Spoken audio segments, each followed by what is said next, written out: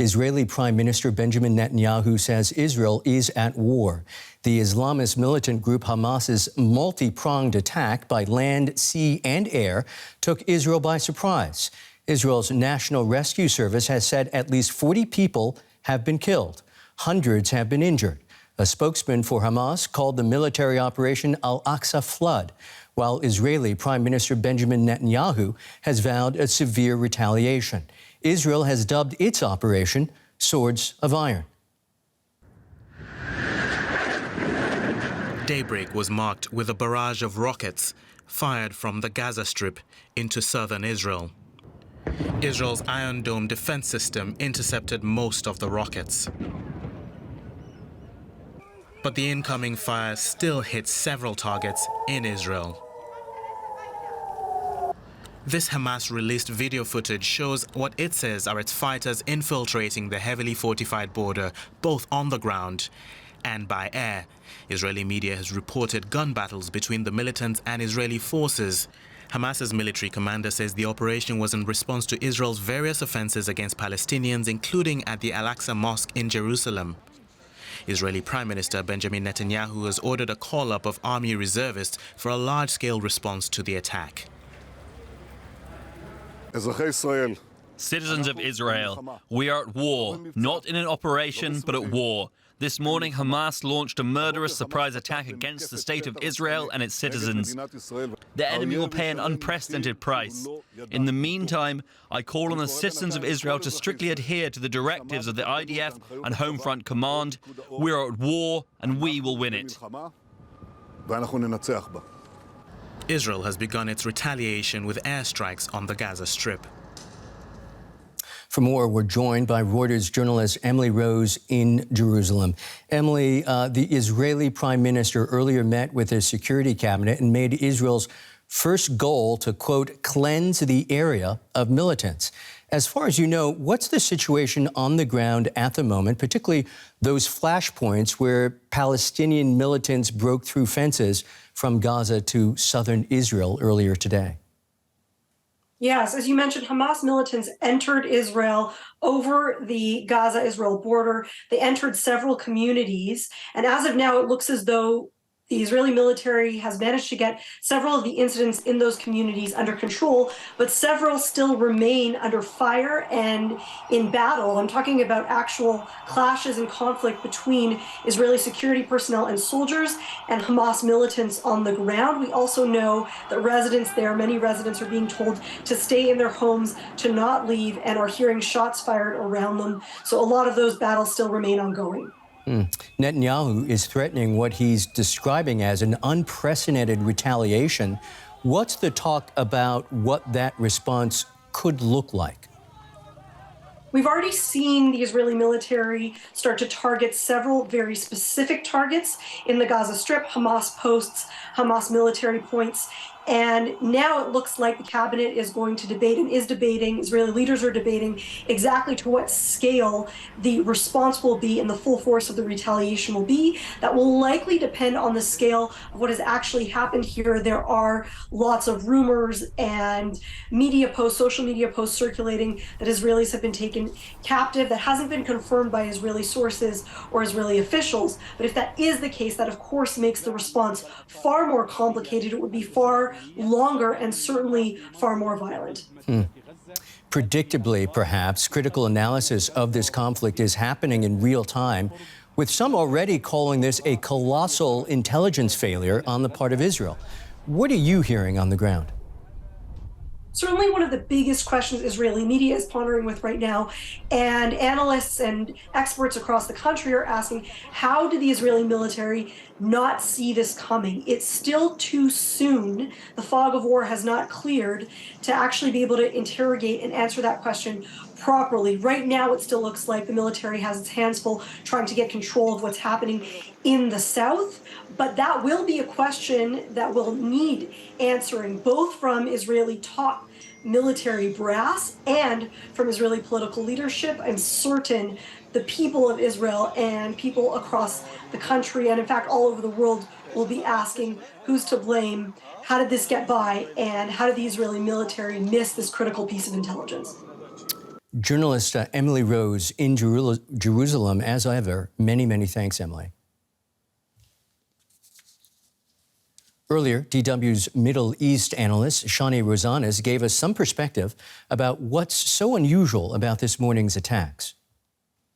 Well, everything is unusual. I know as we are used to waves of attacks and from Gaza of rockets towards Israel and retaliation of Israelis Air Force onto Gaza cities, and this time it feels very, very different.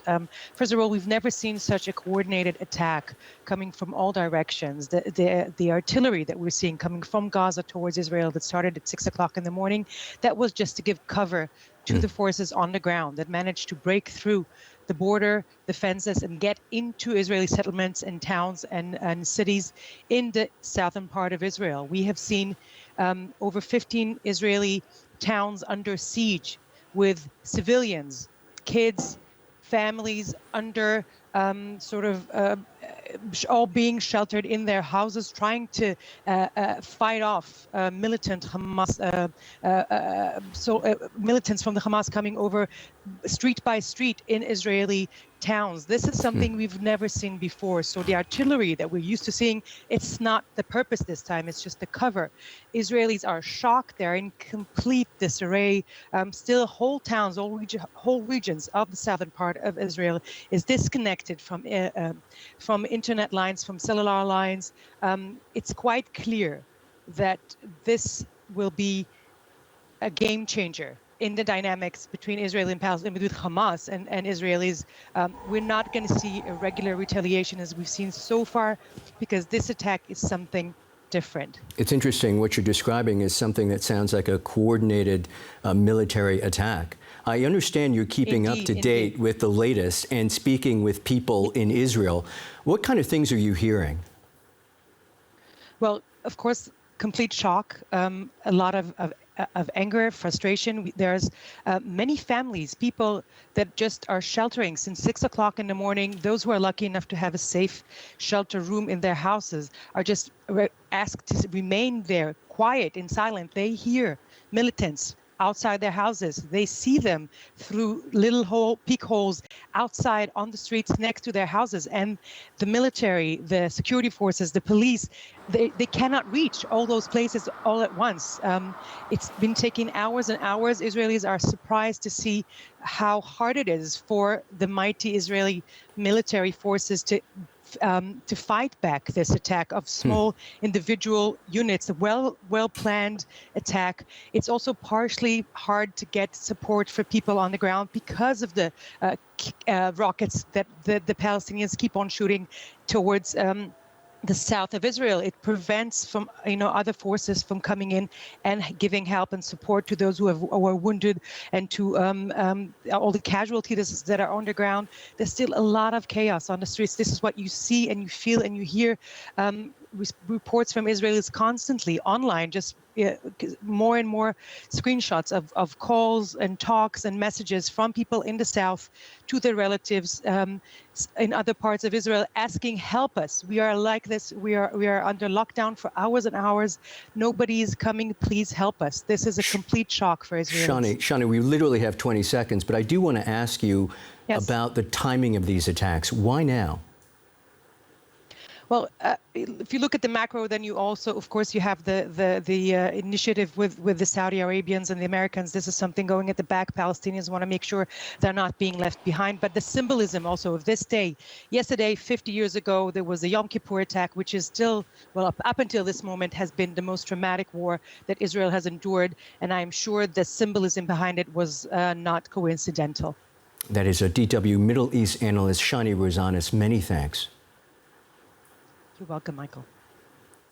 Retired Brigadier General Dr. Mayir Elron is a senior researcher and director of the Domestic Research Cluster of the Institute for National Strategic Studies, an independent think tank in Tel Aviv.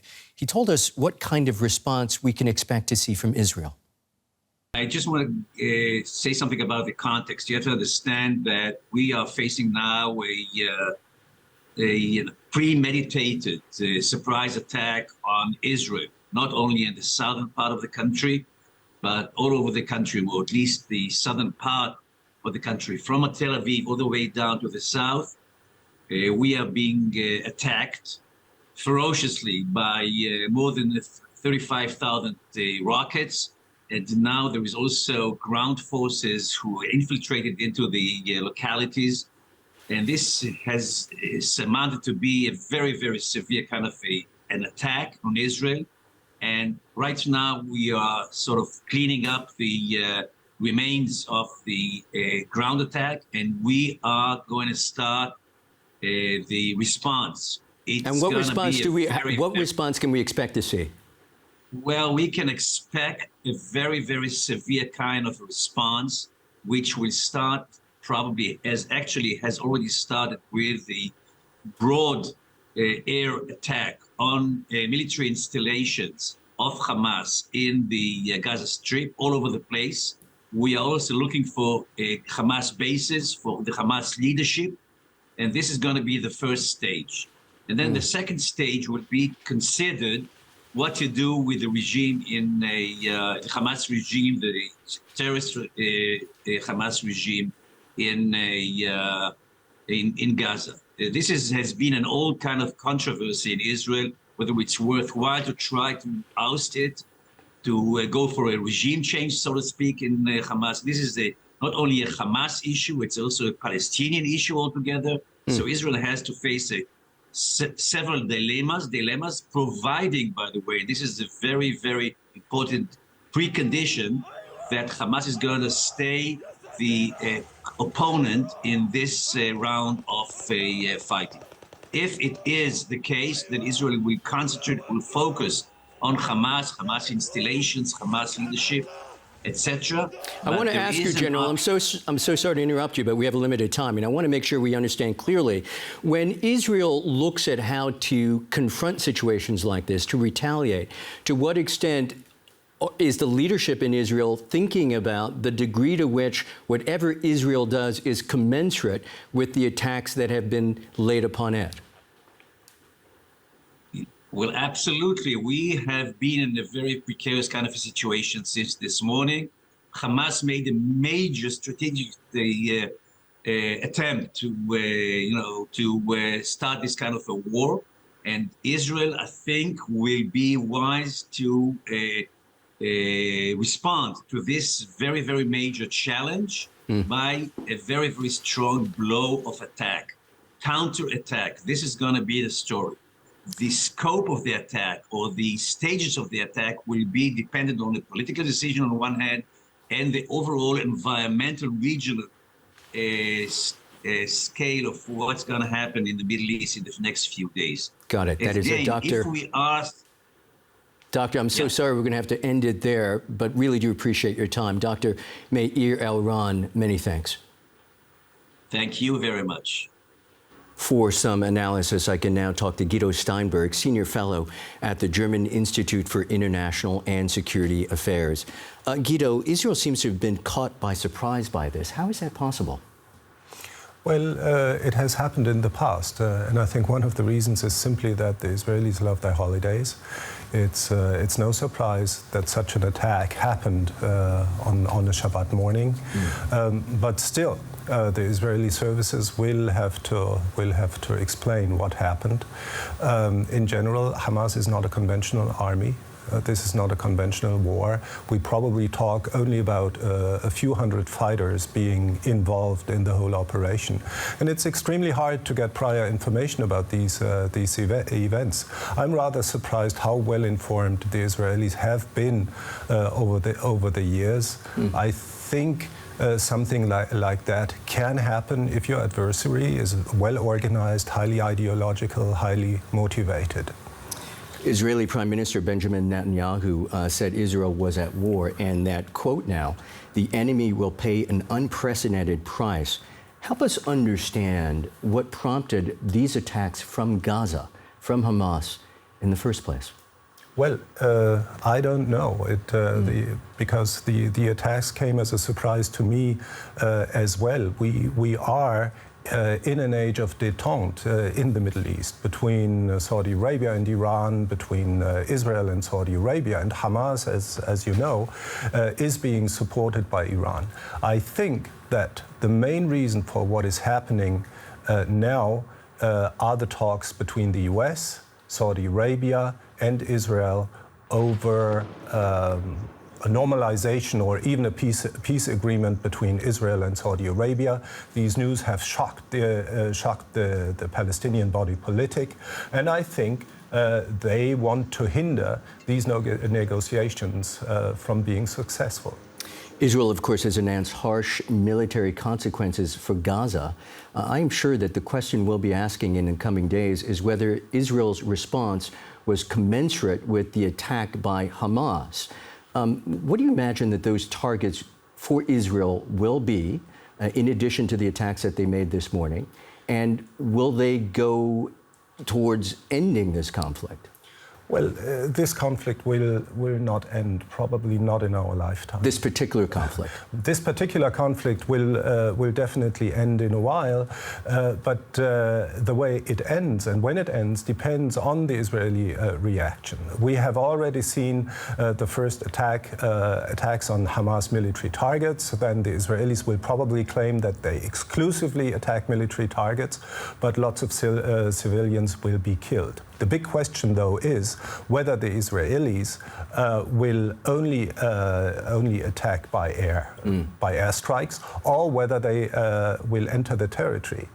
And if the first reports about the Hamas fighters taking hostages, alive or dead, are correct, then we should expect some kind of ground incursion by Israeli forces, and probably, and in this case, probably a war that will last a little bit longer than the recent ones. We have seen this script before, shall we say. How likely is it that this will end without the international community bearing some kind of force on this? I tend to differ a little bit, because we have not seen Hamas incursions on this scale into Israeli territory, and we don't know yet how many Israelis have been killed. I think that this conflict will only end if the Israelis are satisfied that they have reached their military and their political aims. The government will be under lots of pressure to show strength right now. And even if somebody intervenes, even if the US, for example, tried to convince the Netanyahu government to show restraint, the Israeli government will not heed this advice if it thinks that it's necessary perhaps to free some Israeli citizens or get access to some Israeli bodies that have been taken hostage by Hamas. Gideon Steinberg, many, many thanks.